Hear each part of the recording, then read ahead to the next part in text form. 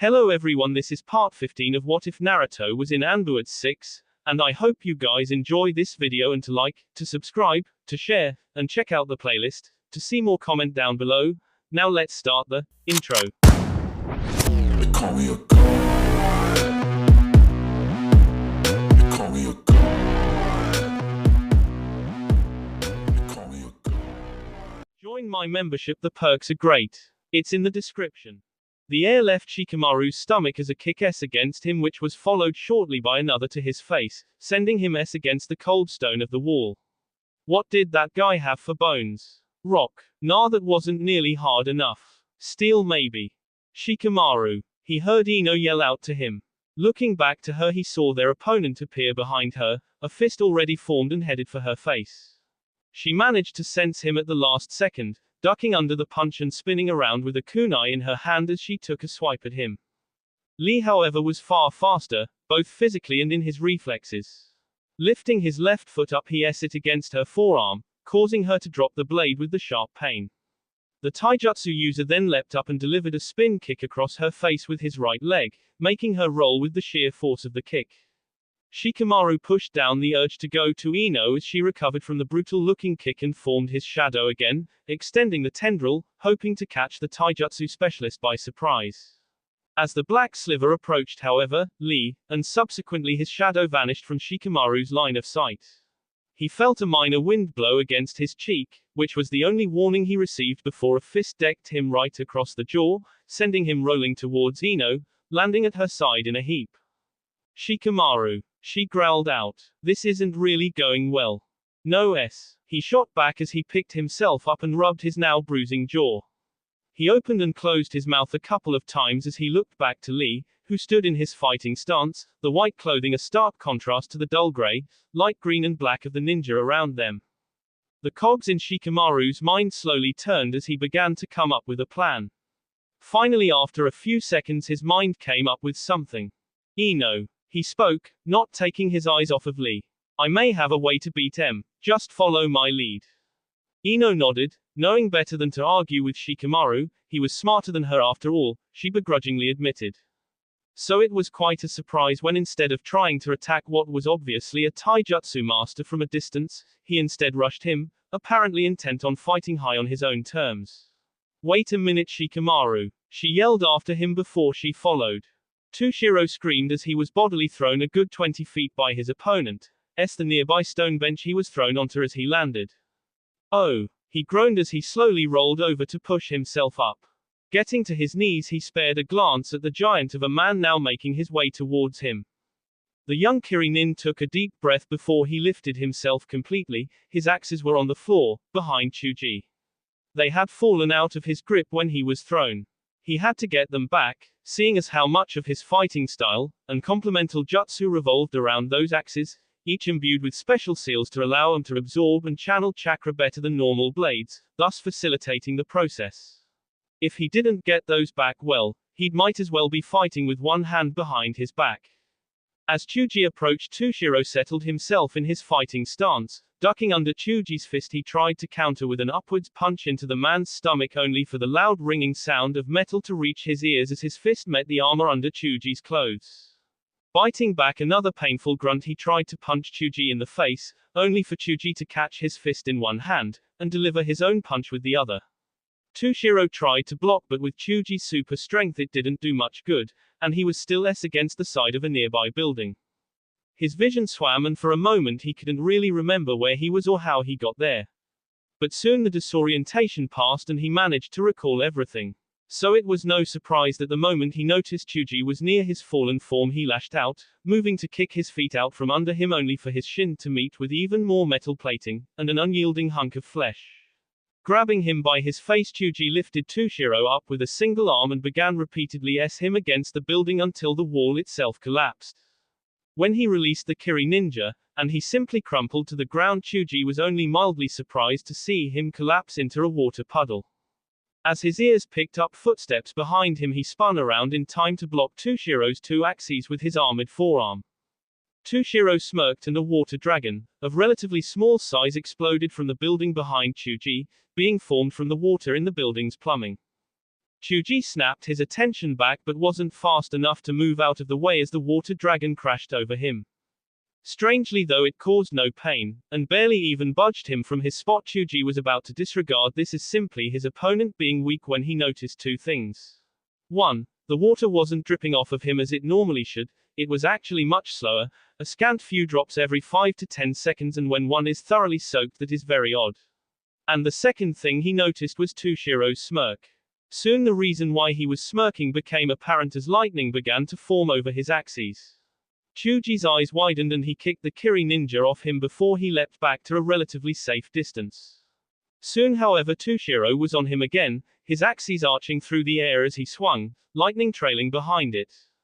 Chuji tried to dodge, not being nearly stupid enough to try and block, as wet as he was, but the lightning still jumped to him, making excruciating pain shoot through his whole system. He staggered for a moment, but had enough sense to block a follow-up swing to his head, though he was rewarded only with another painful jolt course through his system, followed by a kick to his stomach which sent him flying back, not being prepared to absorb the blow as he normally would. Tushiro smirked. His two elemental affinities was for water and wind. Any ninja with any of these two specific elemental affinities was considered a rarity. His adopted father, Guan, had been the one to discover his two affinities during one of their training sessions together. When it had happened, Tushiro didn't really know what to expect from his father, but he soon realized he didn't need to really worry. The look of veiled pride in the man's eyes was all he really needed. And shortly after, he had brought some scrolls on manipulating both lightning and water elemental chakra. He had only recently passed his Junin exam, and this was really his first actual battle, but he was determined to make both his village, as well as his father, proud. He refused to openly lose to anyone short of the Tsuchikage himself on this battlefield. Chuji stood back up and ignored the involuntary twitches throughout most of his extremities as he stood up and glared at Tushiro. Looking at himself, he confirmed that he was still quite wet. Looking back to Tushiro, and the lightning crackling over his twin axes, he knew that he would be in for a tough fight. Kaiten. Hinata yelled again, scattering the Iwa ninja atop the wall, and sending them against their comrades as the sheer force behind the spinning barrier threw them off like rag dolls. Coming to a halt, her Byakugan caught sight of two distinct blurs shooting towards her, before they were anywhere near her. Twisting and contorting her body in a way that allowed both of the shadowy blurs to pass her by harmlessly. As they each came to a halt, she found two identical-looking boys standing behind her, though it didn't take long for her to realize that one was under a henge. It also didn't take her long to recognize the clan markings as those of the Inuzuka clan. The boy sniffed the air and snarled, "You. I knew it was you." Hinata paused as she took in the young man's features, her features twisted into something akin to recognition mixed with disbelief. After a long silence, she finally spoke. "Kiba?" she questioned somewhat uncertainly, unwilling to believe that this was her old classmate. Just what on earth were the chances of that? The Inuzuka snarled again, his fangs lengthening even more than what was normal for an Inuzuka before he lunged at her, Akamaru not being too far behind. Hinata snapped out of her disbelieving stupor in an instant. The Inuzuka male coughed up B before he tried to swipe at her extended hand with his free one. Hinata was far faster than him, however, and simply moved back away before she delivered a straight kick to his stomach. Her leg still extended, she leapt over Akamaru as the dog attempted another Suga attack. She settled herself into the starting stance of the hack, ready to strike at the animal's exposed back when another attack above her caught her attention. Back-flipping 3 times, she settled herself on the edge of the wall as several wind blades see down into the area she'd been standing on. Followed shortly by 2 Kanoiki. One she recognized easily enough, if Kiba was any indication, that would be Sakura. The other she vaguely recognized, not from her class though. If she had to guess, she was most likely from another Genin team from Konoha that was around before she graduated. That would explain the vague feeling of familiarity. Still, where she recognized these people from wasn't important. What was important was that she was now facing 3 opponents. 4 if you counted the dog. The Inuzuka was too headstrong and brash, and his partner, no matter how intelligent it was, still an animal. It would act only in the most basic of ways and would follow attacks that would fall into a predictable pattern after the first few strikes. But now she had two more Kunoichi, as the girl she recognized as Sakura form a chakra scalpel in her hand. It made it abundantly clear that she was a medic nin. While the other was a long-range wind specialist, judging by the fan in her hand. Sakura began to slowly make her way to Kiba, one hand still with the bluish fire of the chakra scalpel, the other glowing green with healing chakra. Hinata narrowed her eyes. The injury she had given Kiba was a somewhat debilitating one, but also relatively easy to heal. If Sakura healed it, then that advantage was blown out the window. But she couldn't get to her without exposing herself to considerable injury from the other girl and Kiba's dog. Before Sakura made it to the Inuzuka boy, however, a voice made her pause. "I'm afraid I cannot allow you to do that." A swarm of Kikaichu suddenly condensed and made a shape between the two, same with Kiba. The swarm took on more color, revealing none other than Shino. "Shino," Hinata cried out in surprise. "But you're... The colony will always repair the hive, Hinata-san." He interrupted respectfully and simply, answering her unasked question.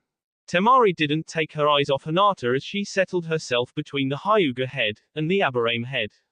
Akamaru growled and snarled as he stood behind the boy, but did not dare to make a move while his master was in danger. Kiba snarled at the man, his teeth gnashing together as he did. You damn bastard, you sold us out to that monster, you traitor." Shino looked to the Inuzuka right in the eyes as he spoke. "If I recall correctly, Inuzuka-san, my father was still the clan head at the time. I had nothing to do with his decision. And if it were up to me, I never declared any vow of loyalty to you, so I have betrayed no one." Kiba's fangs lengthened before he barked out his command. "Aka Maru." The dog lunged at the Aburame, only for said ninja to burst into insects and stick to the dog's fur-like ticks as they began to eat its chakra. Soon its henge dispelled, revealing the dog as it see and bit at the insects sticking to his fur. Kiba and Sakura used the opportunity to leap away from the bug user as he reformed himself. As Shino reformed, he let his eyes travel to Hinata's. Silently he looked to Kiba, and then to Akamaru before looking back at her. She got the message, those two were his, she would deal with Sakura and Temari. Tenten and Mika worked their way up the third tower. They had already taken the first two, rather easily in the initial attack. The third, however, was giving them some trouble, now that the men were prepared to, and rather desperate to repel them. If they took all 7 towers, they would put the entire southwestern section of city under their thumb. Tenten's unit was known for their long-range skills, both with kunai and jutsu. The weapon mistress had requested this unit. It was almost completely experimental, and this would be their first trial by fire mission. As the two dispatched the ninja, atop the third tower, they spared a glance at the battlefield below. The fight along the northern end had spread out to the courtyard, but along the central part of the wall, the men on the wall itself were only beginning to give ground. The red-eyed, silver-haired Kiri ninja looked to the next tower before she looked back to Tenten. "Let's keep Mo. Look out." The cry reached their ears and the two girls snapped their attention over to the side, only to find a massive shredding tornado approaching them. The two Kunoichi rushed and leapt off the edge as the spinning form decimated the tower they had previously been standing on. Rolling with their fall, the two spun around. Weapons on hand, they found one massive wolf-like dog standing atop it, along with 8 other horse-sized similar-looking dogs standing over the rubble around it. A single woman sat atop the largest one, over his shoulders as she gripped its fur like the reins of a horse. "Alrighty boys," she growled, as her fangs lengthened. "Feeding time." Each of the massive beasts snarled, growled and roared, drool sliding down the edges of their mouth as they looked positively feral. Letting out a howl, 4 of them rushed the two girls while 4 more went after other random ninja. Tenten unrolled a scroll, removing a double-pointed spear staff. The animal howled in pain as it reared back on its hind legs and tried to bite down on the offending weapon, but it couldn't reach. Tenten smirked, but soon the second dog helped his comrade, its jaws biting down on the wooden oak staff with enough force to snap it like a twig in a single bite. Tenten leapt back as the creature then tried to swipe at her with its C. Unrolling another scroll, she took out 2 short, double-bladed sabers. She rushed the 2 animals, her weapons ready to cleave the flesh from their bones. The 2 creatures tried to bite her, but she avoided both of them easily enough before she s at them, trailing the blade from their front shoulder, all the way to their hind leg. The 2 dogs let out another howl of pain before they both vanished into clouds of smoke. Mika openly laughed as the 2 animals chased her around. Their snarls and growls were music to her ears, the bee pumping through her veins as adrenaline fueled her. She lived for this, the thrill of battle, the thrill of the chase, the hunt, the baiting. But most of all, she loved the thrill of bee, the essence of all life. She loved to watch the shock, the disbelief in their eyes as they went all empty. It was almost icy to her.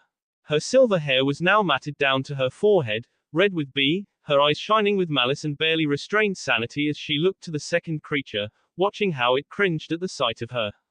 Reveling in the instinctual fear she could feel coming from it, taking it all in.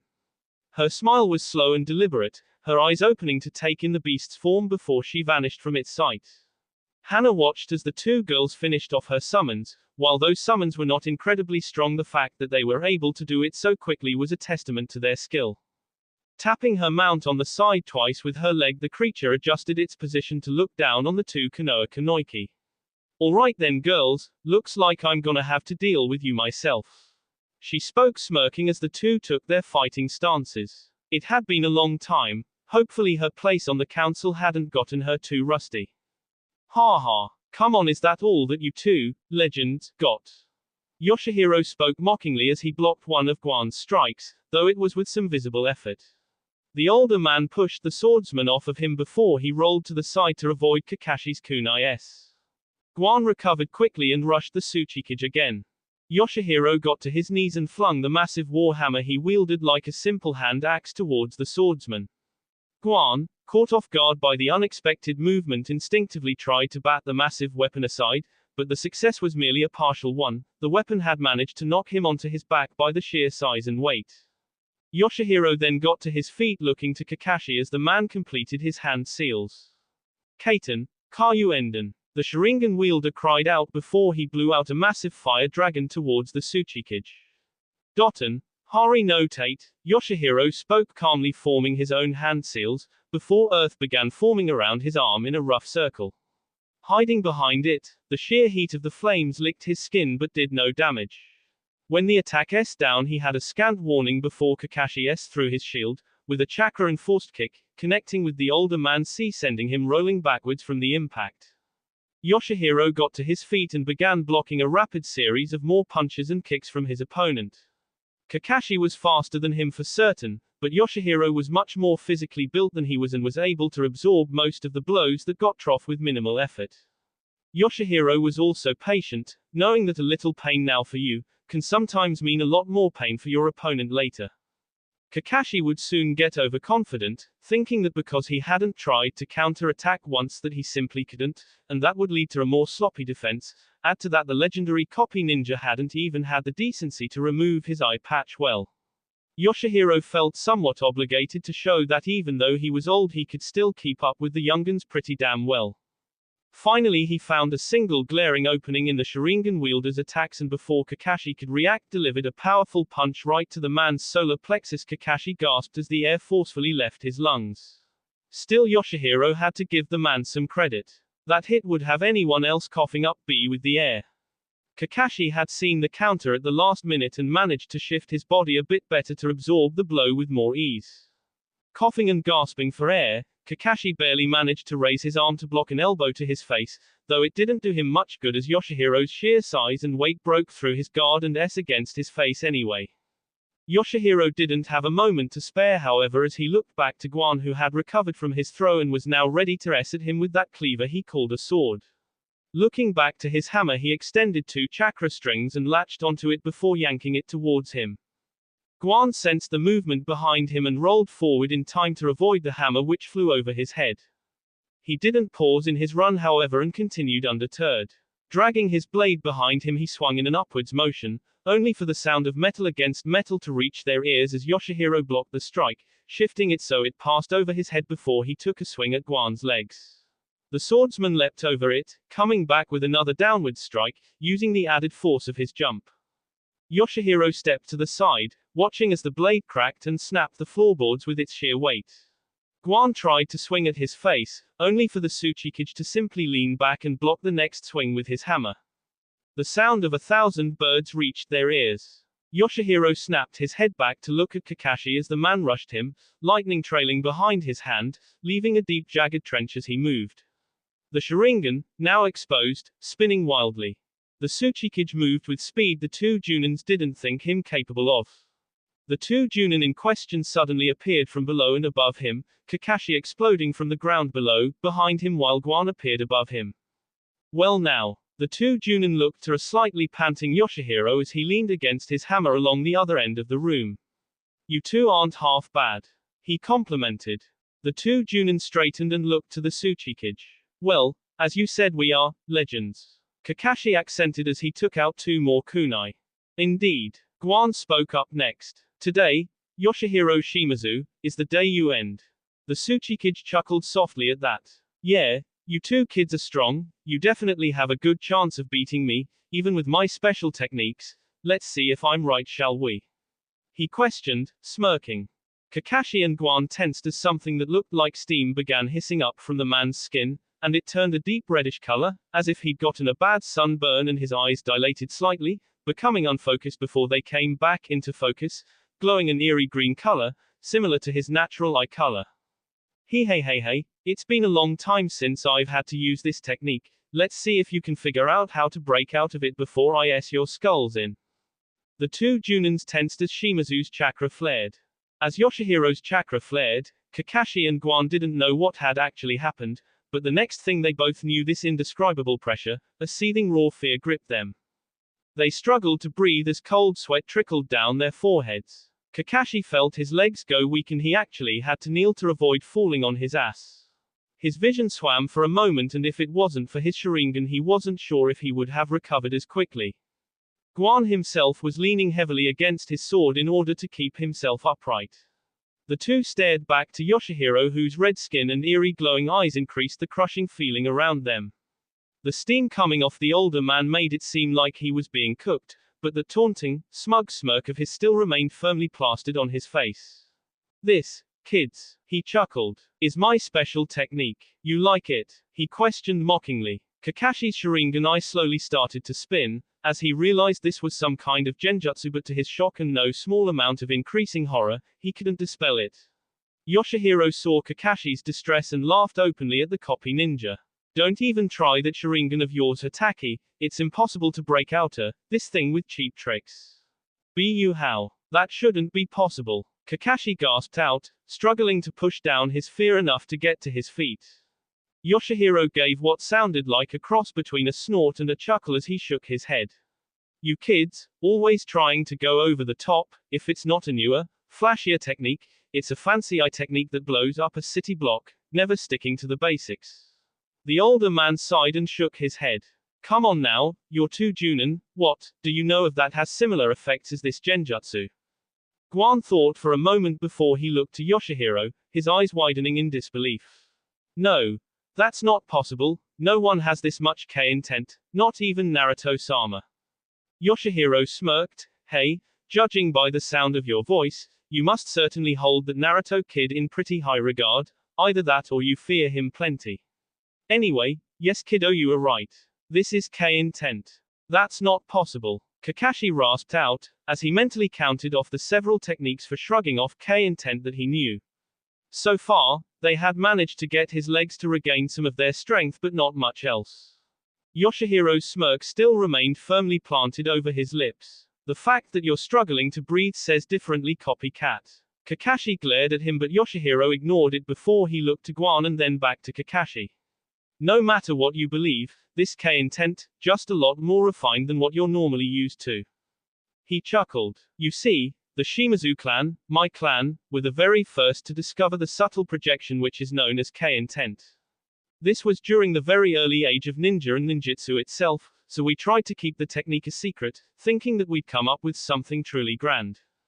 Then when B-limits and ninja clans began to be formed in the villages, with various manipulations and selective breeding, we of the Shimazu tried to become a clan. The village at the time could only support one clan though, so our rivals, the clay wielders of were moved to steal our secrets, and we tried to steal theirs. In the end, they got to our secrets first, and spread them.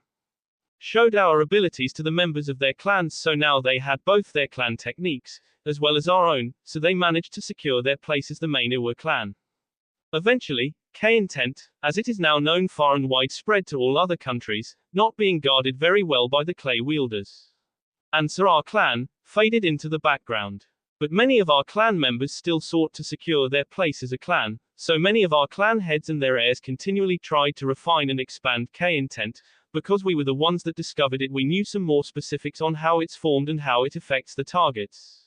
So we were able to refine it further, making the effects of our K-intent up to 10 times as potent as it normally would be, eventually creating a minor genjutsu to enhance it even further. Kakashi's eyes narrowed and he was about to say something when Yoshihiro turned to him and spoke. The reason your eye doesn't even detect that is because we already found a way to cancel out that little effect of your Sharingan. We lost many of our clan members to those eyes in the war, and so I dedicated much of my spare time to further refining our technique, eventually creating a ninjutsu to go along with it. This technique is, in essence, a ninjutsu, genjutsu hybrid, hence the change in my skin color, that's the ninjutsu at work, and my eyes, that's the genjutsu. This time, his smirk was laced with a palpable gloat. Something that is completely unique, your Sharingan is used to dispelling genjutsu and copying ninjutsu. But here it can do neither. When it tries to cancel the genjutsu portion of this technique it becomes confused, because it's also trying to detect and copy the ninjutsu. But it can't do that neither, because of the genjutsu over that. Kakashi's features tightened, the effects of K-intent could be shrugged off, or ignored entirely, but at this intensity it was almost suffocating. Also the fact that it had been so long since K-intent had affected him for any long amount of time was something that had to be taken into account. Yoshihiro watched as the two Junin took their fighting stances as best they could beneath the crushing force of their own fear and smirked. He had also actually lied about one part of that story. He hadn't created this technique so early in his life. He had actually refined and perfected it to this degree, about 9 years ago, when the Naruto kid had taken Taki, Amankusa. He realized that his people still needed him, still relied on him as their protector. He supposed he was partly to blame. He put up a very strong front, and used old tricks and experience to keep any upstart in line with seemingly minimal effort. But the truth of the matter was, that he knew he was getting on in his years, whereas about 15 to 20 years ago he could have probably taken on any of the Sannin in their prime with a solid chance of victory. Nowadays, he wasn't even sure if he could beat two Junin.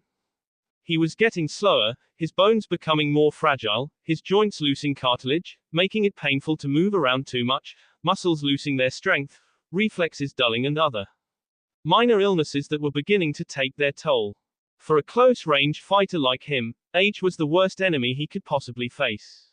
When this Naruto kid had come along, he knew that he would never be able to beat the kid in an up-close one-on-one match. So he had visited his old clan at Chiefs, finding his predecessors' research and scroll techniques, and in the end had come up with this technique in the hopes that he'd be able to use it against Naruto to get some kind of edge over the brat. That way, even if he lost the fight, and he probably would, he'd injure the brat enough for someone else to take him down. Yoshihiro felt pressure building in his sea before he muffled some coughs with his fist. Using the opportunity, Kakashi and Guan rushed the Tsuchikage, the minor hesitancy in their steps practically screaming to Yoshihiro of their intentions before they were ever even close to him. Looks like he may win this one after all. Lee blocked a spin kick from Shikamaru as well as a drop kick from Ino before he pushed them both off. Before Ino even landed, however, another kick connected with her stomach, nearly sending her over the edge of the wall had she not managed to grab onto the ledge. Shikamaru had a spare second to see Lee vanish from where he had kicked Ino, in order to drop to the floor to avoid a spin kick that would have S into the back of his head. Moving to kick Lee's feet out from under him, he was not surprised when his attack didn't even make Lee stumble. It was only a second or so later a kick connected with his stomach, sending him tumbling until he reached the stairs, nearly falling down them in the process. Lee was about to continue his attack when he realized that he couldn't move. Shikamaru slowly stood up, Lee imitating his movements. The shadow user smirked and looked to Lee, confident that he now had the taijutsu master under his thumb. He had connected his shadow during the taijutsu exchange. It had been tough to concentrate with Lee's powerful attacks pummeling him, and even tougher to keep up with the taijutsu user's sheer speed, but he had managed it. Looking as Ino picked herself back up from the wall, he called out to her. Ino, now. Right. The blonde spoke as she formed a quick succession of hand seals. Her eyes rolled to the back of her head, but she remained standing nevertheless. Shikamaru, however, then noticed something. Lee's mouth, it looked like, he had something in it. As Lee noticed that Shikamaru had recognized that he had something in his mouth, he spat out what it was, revealing yet another flashbang. Shikamaru's eyes widened. It was common knowledge that the shadow techniques only affected all extremities from the end down, but he never expected his opponent to plan ahead like this. Like all scientists and strategists, he made a critical error, the error of ruling out the human element from the equation. Lee had planned ahead. Soon enough the weapon served its purpose, exploding in a bright flash and a loud bang that left their ears ringing. But worst of all, Shikamaru knew that his shadow had been disconnected to Lee. This time, being ready for the explosion, he was able to orient himself much quicker than before. He looked back to where Lee had been standing, but of course he knew that the boy wasn't there, and so wasn't surprised to find that he was right. He went to draw a kunai but paused as time seemed to slow. He realized, almost like an epiphany, that Lee wouldn't be aiming for him. Grabbing him, she positioned herself so she would be kneeling, with Shikamaru resting on one of her knees as he struggled against the pain. She glanced back to Lee, who had a shallow C on his arm where Shikamaru had tried to retaliate, swinging blindly with a kunai. The taijutsu user looked to her, a kunai in his hand as he made his way closer. Those who fight and run away, live to fight another day, the thought was a bitter thing. Thinking fast, Ino took one of her own flash bombs and as the thing went off used a quick shunshin to escape. Lee looked around for his opponents, but realized soon that they were paid them no further thought, there was still plenty more fighting to be done. Chuji grunted in pain as his form S against the stone wall, cracking it slightly by the sheer force with which he hit. Landing on his hands and knees, his breath came in quick pants. Everything hurt, and he wasn't anywhere near dry enough to be considered safe from those lightning axes. Picking himself up, Chuji formed his own series of hand seals, and S both fists, elbow deep into the ground. Tushiro paused in his charge for a brief moment, before Chuji lifted his hands up, revealing them to be completely covered in hardened mud. The large Akamaiki moved with startling speed, rushing the Kiri-nin with a desperate offensive. Tushiro spun his axes once before S them both onto the ground, sending huge lightning bolts through the earth, tearing it apart as they headed for Chuji. The Akamaiki boy jumped high into the air, his trajectory bringing him closer and closer to drop right on top of Tushiro. The Kiri ninja threw one of his axes, the weapon flew with ease as well as accuracy, but Chuji merely batted it aside with one of his earth fists, ignoring the chunk that was blown off from the impact with its elemental weakness as he raised both fists above his head. Before Tushiro could really do anything to stop him, both fists grew to incredible proportions and were heading straight for him, intent on crushing him beneath their massive weight. The Kiri ninja ran, and he ran fast, lunging as he tried to escape the impact area. Soon Chuji's fists returned to their normal size as he landed on the floor and walked up to Tushiro. The Kiri ninja grunted in pain as he used a nearby wall to pick himself up, struggling to keep the weight off his injured leg. Chuji made his way over, ready to finish the fight before any other ninja arrived to help him. Of course he had discounted one small factor, the axe Tushiro had thrown before. Quickly pulling, and controlling the blade with chakra strings, the weapon found itself spinning through the air again, coming right back around aiming for Chuji's back. The large Akamaiki felt a slow chill crawl up his spine, something was wrong, and he had learned to trust his instincts very early on in his life. The crackling of lightning chakra was the only warning he received. Reflexively rolling to the side, he watched in morbid, mildly sick fascination as the axe tore a huge chunk out of his upper arm. Strangely, he felt little pain the moment it happened, the pain striking him a few moments later as the lightning took its effect and sent another shock through his system, making him crumple to the ground in a heap. Then the pain in his arm hit. It now hung uselessly at his side, heavily, the red liquid dripping down from his fingers into the cold floor beneath. Tushiro himself collapsed a moment later, not being able to hold himself up with one leg. The adrenaline that had been numbing the pain in his system was leaving him now, allowing the full effect of his injury to start taking effect. Fall back. Tushiro grunted as he looked up, finding that it was an Iwa shinobi that had called out the order. He smirked as he looked back to Chuji. It appeared they succeeded in taking the northern wall, now if he could just get a medic nin. Soon enough though one of the Iwa Anbu appeared at Chuji's side. Akamaiki-san. The man cried in alarm before motioning to others. Soon enough another Anbu appeared and they both put Chuji's arms over their shoulders, hefting him up before they ran, leaving Tushiro face down in the dirt. The Kiri ninja groaned and hoped that one of his own men would help him out soon enough. If not, well, he was certainly in here for the long run. Shino blocked a C-swipe from Kiba, kicking the Inuzuka's legs out from under him before leaping straight up to avoid a Suga from Akamaru. Kiba growled as he got back to his feet and leapt up after Shino, forming another Suga technique. The Aburame head formed the familiar bug-like wings on his back, using them to swerve out of the way.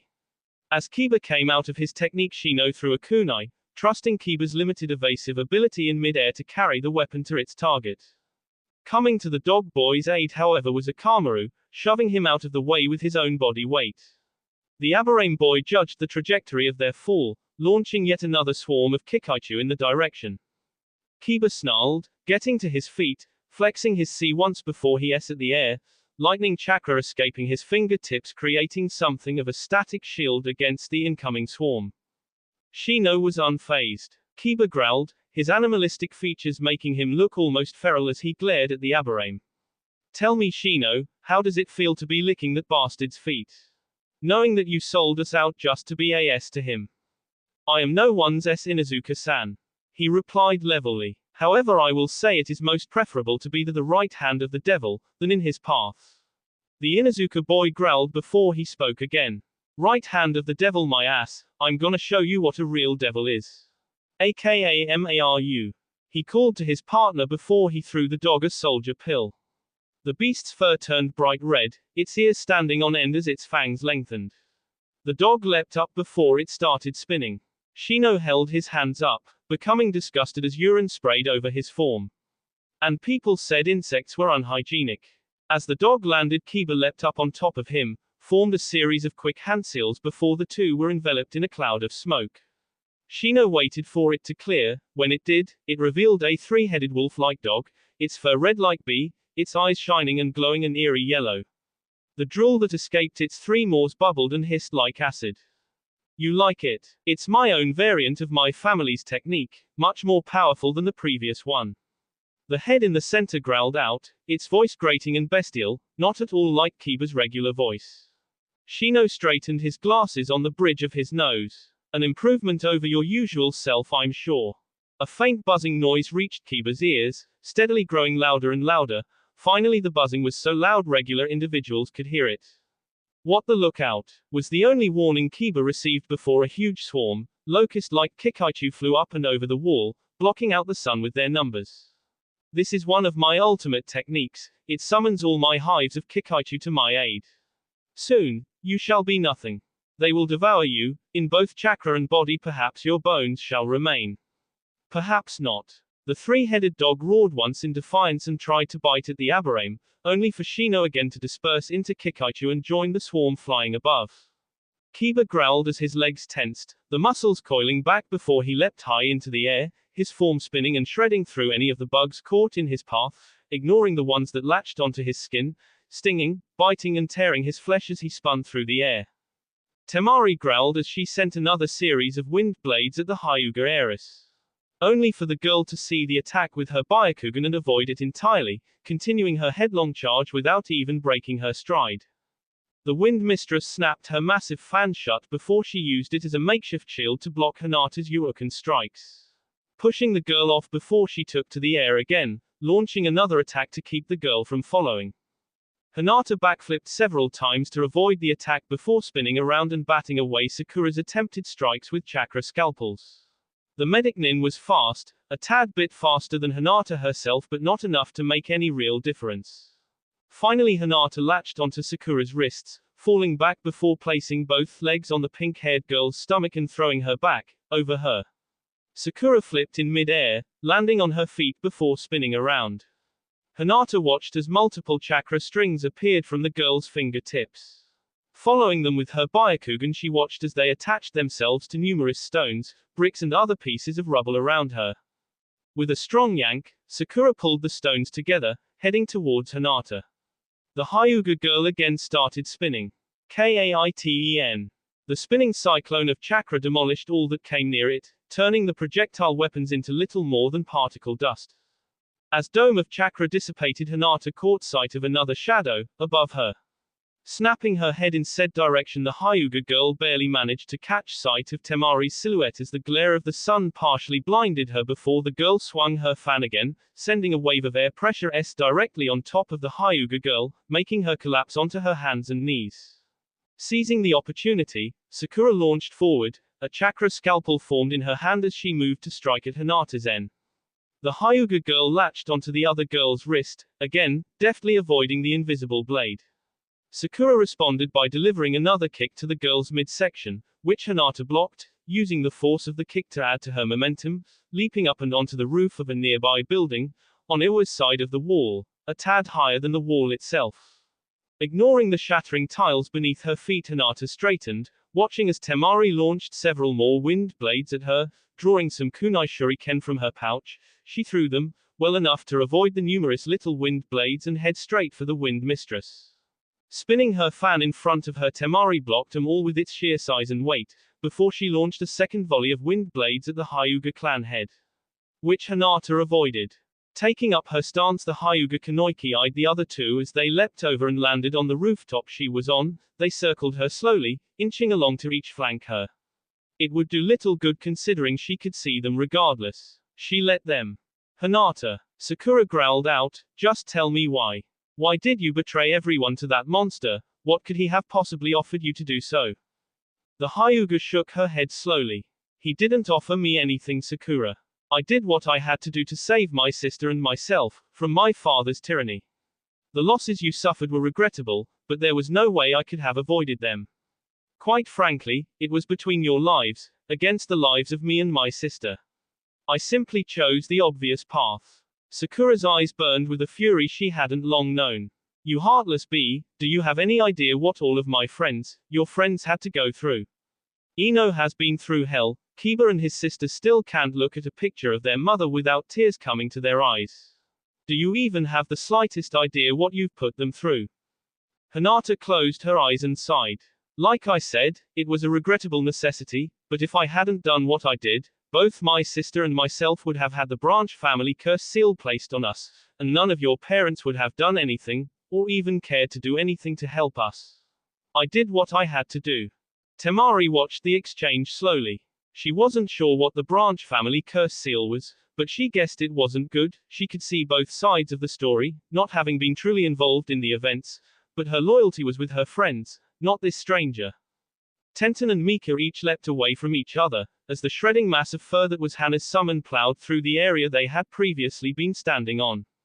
Deep, jagged sea marks digging deeply into the cold stones. The animal barely even stopped for a scant few seconds before it lunged after Tenten, choosing to ignore Mika for now. The weapon mistress, as she continued to hang in the air from her jump, threw a kunai, a thin wire attached to the end, lodging it into one of the stones to the side before pulling herself in to avoid the attack. Hana smirked before she timed her leap from her mount, and finally lunged at the bun-haired girl, forming her own Suga midway through her flight.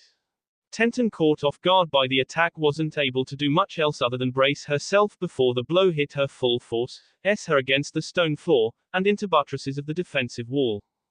Coughing up a good deal of B, the weapon mistress picked herself up off the ground, her scratches and bruises now marring her arms and knees from the skidding impact. Hearing a crash off to the side, she watched as Hana's summon lunged towards her, its jaw wide open and ready to snap shut over her form. The bun-haired girl rolled forward, barely avoiding the creature as its jaws snapped shut, unrolling a scroll as she did. In a puff of smoke, a Naginator-like weapon appeared in her hand. But it reared back before she had the chance to complete her strike. The creature was about to bite down where she was again when it suddenly reared back, with what could only be called a screech of pain escaping its lips. Tenten was confused by this, but as the animal turned it revealed Mika. Her blade plunged deep into the creature's back, right between the beast's massive shoulder blades. The pain must have truly been excruciating as Tenten could hear the blade scraping against bones as the Kiri Kanoiki twisted it harshly, the smile never leaving her face. Sensing movement behind her, Tenten spun around in time to see and dodge a C-swipe from the Inuzuka girl. Lashing back, she spun the Naginator with the expertise and precision of a master of years. She managed to get the Inuzuka girl to back up a decent distance. Tenten then tried several quick jabbing motions with the weapon, the tip glinting in the mid-morning sunlight as Hana dodged them with deft, equally quick movements. Finally, after another dodge, Tenten swiped at the girl's face, followed by a swing to her legs. Hana leaned back, and leapt over each respectively, twirling in the air before she came down with a swipe of her fire chakra trailing behind them, breaking through the weapon's hardened wood easily and digging into Tenten's shoulder, as the girl reflexively tried to block the attack. It wasn't a serious wound, but it was a painful one. Kicking Hana in the stomach hard enough to make her stumble, the weapon mistress then flipped back, unrolling another scroll and unveiling a three-pieced staff. Ignoring the bee that trickled down her shirt from the recent injury as she glared at the female Inuzuka. Guan's feet skidded back slightly as he blocked Yoshihiro's swing with his sword, the weight of the man's hammer throwing him off balance for a bit, barely giving him enough time to bring his blade back to block the follow-up strike.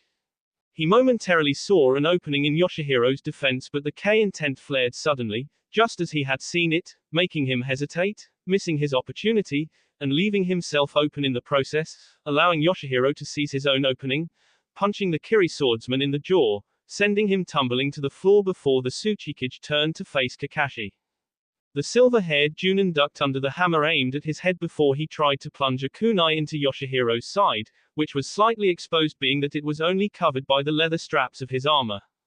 The Tsuchikage, however, caught his wrist, yanked his hand away, holding it so it was exposed, and then tried to swing his hammer down on it with his free hand. Only for Kakashi to form a seal-less shadow clone to take the hit instead before he kicked Yoshihiro off, ignoring the flare of K intent with sheer adrenaline. Yoshihiro released his grip on Kakashi's arm before he delivered a brutal straight kick to the copy nin's stomach, sending him flying across the room. Yoshihiro couldn't turn in time to block the massive blade that s across his back armor. Grunting in pain, he stumbled before spinning back around, swinging his hammer, aiming for Guan's legs. The Kiri-nin went to jump, but Yoshihiro again flared his K intent, intentionally this time, and again the man hesitated from the sudden fear that gripped him, managing to only leap up slightly after he caught himself. Still, the hammer s into his ankle, causing pain to flare up in the appendage. The Kiri-nin grunted, stumbling as he landed, forcing himself to stand straight regardless, blocking the nerves with chakra manipulations to keep the injury from slowing him any further.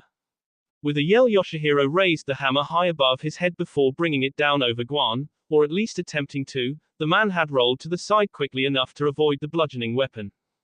Getting to his feet, he barely blocked another strike from Yoshihiro, but even so, his weapon was knocked out of his hand by the sheer force behind the older man's blow. Yoshihiro grabbed the man by his hair and his face against his knee with a sickening crunch, which was soon revealed to be his nose as B flowed freely down his face. The sound of 1,000 birds reached the Tsuchikage's ears. Yoshihiro spun around, expecting to find Kakashi with his signature Chidori technique. But as he turned around, he saw absolutely nothing. Momentarily confused, it only took him a brief moment to discover what had happened. Genjutsu. Kakashi suddenly exploded from the ground to his left, aiming to sa kunai into his side. Judging by the trajectory, it would pierce through his ribs and into his lung. Acting fast, the older man barely managed to maneuver his body enough to change the fatal blow, to AC1. "You're not the only one with skills in Genjutsu," the copy ninja remarked, watching as the Tsuchikage coughed up B, and his skin returned to its natural tan tone. He, damn kids," Yoshihiro muttered before he grabbed Kakashi's wrist with one hand. Never paying attention to the basics, not even the most important of them. "And what's that?" Kakashi questioned dangerously as he twisted the blade into the man's side harshly. Yoshihiro ignored the pain as fire and earth chakra gathered in his palm, forming what seemed like a molten fireball. A ninja is sworn to give everything to his village. His grip over Kakashi's wrist tightened and the copy ninja's eyes widened as he realized what the older man was thinking. Especially his life. The Sandaime Tsuchikage roared before he the fireball into the floor at his feet.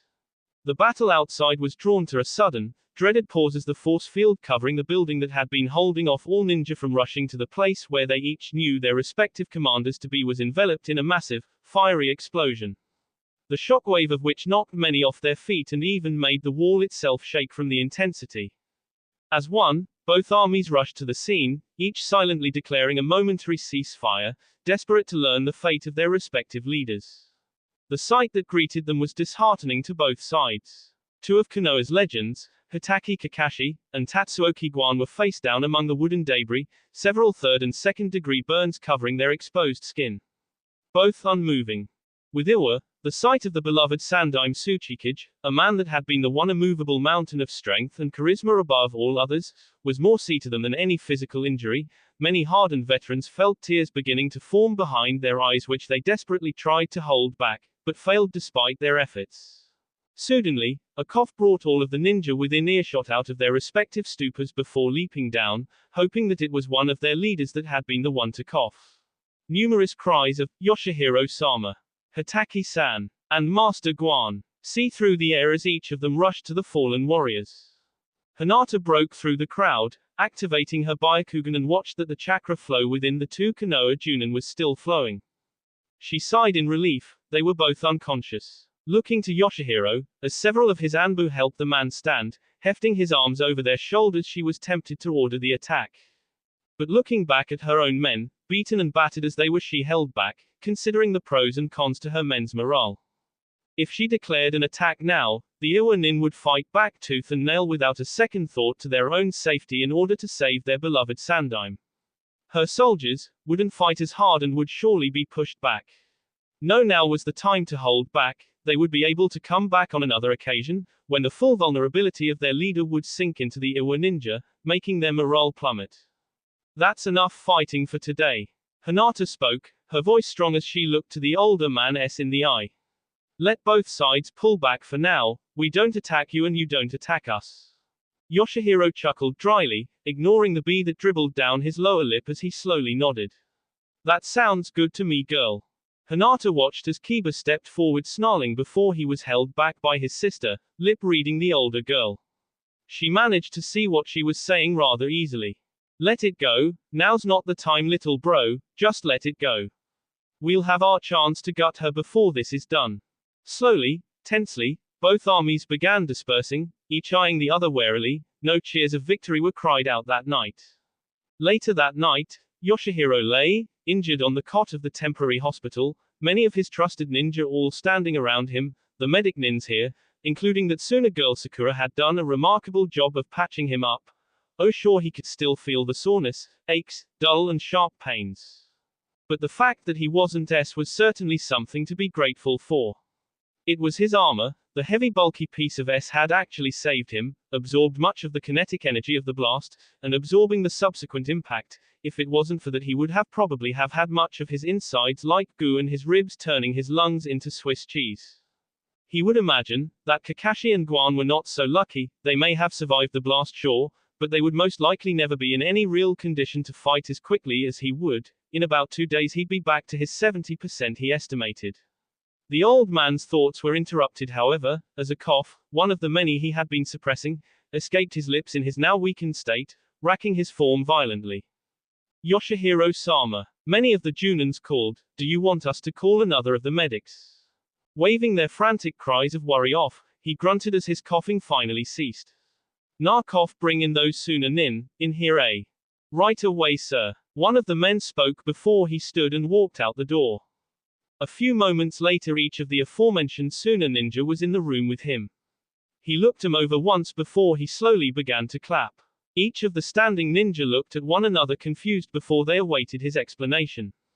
Well, I'm impressed. Plenty of those field reports say that many of you handled yourselves exceptionally well against the main Konoha commanders you faced. Quite impressive. You've been reading and listening to reports. Sakura almost shouted. With all due respect, Tsuchikage-sama, you're in no condition to. Hush, girl. Yoshihiro interrupted sternly. I know very well what my limitations are, and a few reports won't kill me. Besides, fearing death at my age is just plain old stupid. The Pinkett still looked uncomfortable but nodded nonetheless.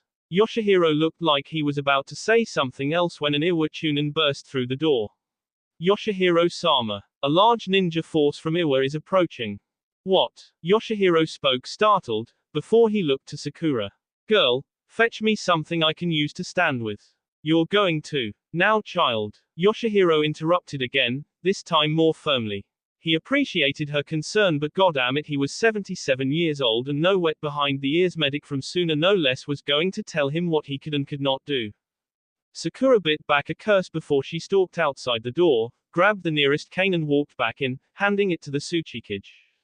Yoshihiro grunted as his men helped him get to his feet, and used the cane to support himself as he made his way out the hospital and towards the gate.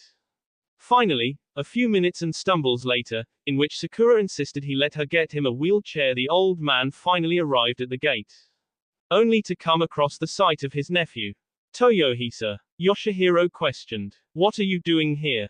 The young Shimazu bowed. My lord, our men refuse to simply sit by any longer and allow you to face this threat on your own. We have come to fight at your side. Yoshihiro looked as all the Chunin and Junin behind his nephew bowed lowly before they stood up straight again, saluting him. What are your orders, Tsuchikage-sama? Yoshihiro looked over the gathered crowd, a smile forming over his lips before he allowed his eyes to land over Toyohisa again. You just didn't want to handle all the paperwork, huh? The younger man actually smiled and winked. Yoshihiro guffawed loudly before he enveloped his nephew in a fierce hug. Fine then. Men, prepare yourselves. In 2 days' time, we shall strike at Konoha's camp, and drive them out of Iwa for good. What do you say to that? His answer was the great roar of his men's cheers. Hinata watched as Kakashi and Guan were settled into the medic ward. The diagnostic was not looking good at all. Shino walked up silently behind her. It appears that Yoshihiro-san has defeated us yet again. Hinata nodded slowly. Indeed. She sighed as she rubbed her forehead. He's not going to like this. Indeed. But we must still inform him. Yoshihiro is simply far more than we could handle, and my Kikaichu tell me that he will soon be again ready for battle. Jesus, that man, he's a devil. Shino finished for her. I can see where he got his namesake. Naruto sat at his desk, going over the forms of a new trade agreement they were setting up with the Land of Waves. It was a tedious process, these political negotiations, but Naruto knew that they were all necessary, dreadfully so. He finished reading over one of the forms when a messenger bird suddenly flew into the balcony, perching itself on his desk. Grabbing the small scroll around its ankle, he unrolled it and allowed his eyes to pass over the encoded message. The blonde ninja took a deep breath, before opening his eyes again, and calmly reached for the intercom. Suzume. He called his secretary. Yes, Naruto-sama. A slight pause. Cancel all known appointments. When do I reappoint them then? She questioned, hiding her shock at the sudden request. Inform everyone that all appointments are cancelled until further notice. He answered again, removing his hand from the button, though he could still hear her startled screech of, what? From clear down the hall. When Suzume entered through the door, however, she found that her Hokage was already long gone. His pace brisk and determined, the blonde seemed like a spectre as he flew through the halls of his home, throwing the sliding doors to his armory wide open before he entered, walking towards the end of it where it revealed a metal container. Kneeling down, he undid the metallic locks, and ran his bee over the seal over the sea before opening it. He looked over the familiar contents, the same items that had not seen action in nearly a decade. He had them refitted and remolded so they could fit his current body structure many times over the years, but other than that, they were still the same. He let his eyes travel over them, before his hand slowly reached for the first one. That will be all for this video. Be sure to like, subscribe, share, and comment down below for more videos. Goodbye.